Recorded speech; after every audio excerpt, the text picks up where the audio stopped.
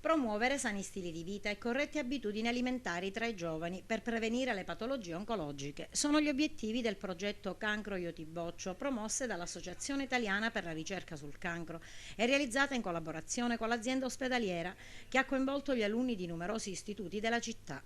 E stamane ultimo incontro all'ITC Leonardo Ciace di Agrigento. Siamo stati in diversi istituti e abbiamo portato problematiche importanti, perché oggi i giovani devono capire che il cancro si sconfigge solo con corretti stili di vita, e nell'attesa che la ricerca possa veramente sconfiggere e capire quali sono le origini per cui una cellula normale impazzisce e diventa una cellula tumorale, nel frattempo noi dobbiamo proteggerci e soprattutto i giovani devono capire che veramente il futuro è in salute. L'ARC promuove per domenica prossima un'iniziativa di coinvolgimento della collettività. È la festa della mamma, domenica 13 maggio, la Zalea della Ricerca, una raccolta naturalmente di fondi importanti da devolvere all'associazione e quindi alla ricerca. Iniziative che attenzionano il corretto stile di vita e le buone abitudini per prevenire il cancro. I giovani sono il nostro obiettivo principale.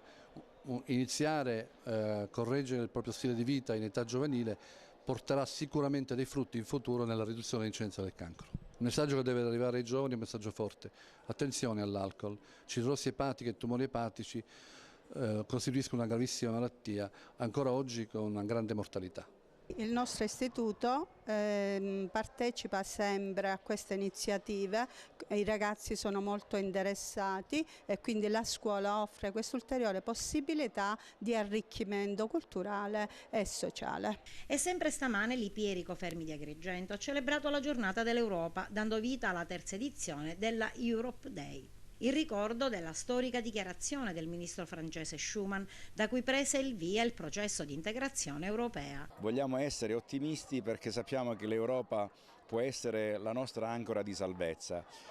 Non possiamo però naturalmente parlare solo di euro o di sprit o di quant'altro, per cui vogliamo inculcare nelle giovani generazioni l'idea che l'Europa è fatta di comunità diverse che debbono avere degli intenti, come posso dire, universali per quanto concerne delle regole. Una giornata arricchita da momenti dedicati alla solidarietà, allo sport e allo spettacolo. Sì, abbiamo tramutato l'Ipia Fermi in una fiera dove ci sono tantissime istituzioni che partecipano, sia pubbliche che private. All'interno della giornata noi abbiamo preferito far vedere a tutti quello di cui sono capaci i nostri alunni. Laboratorio odontotecnico, laboratorio di aeromodellismo, che è qualcosa veramente di particolare, e in più la chicca è costituita dalla Radio Ipia, l'abbiamo chiamato così, questa filodiffusione all'interno della nostra scuola che permette di avere le notizie così divulgate all'interno del nostro istituto.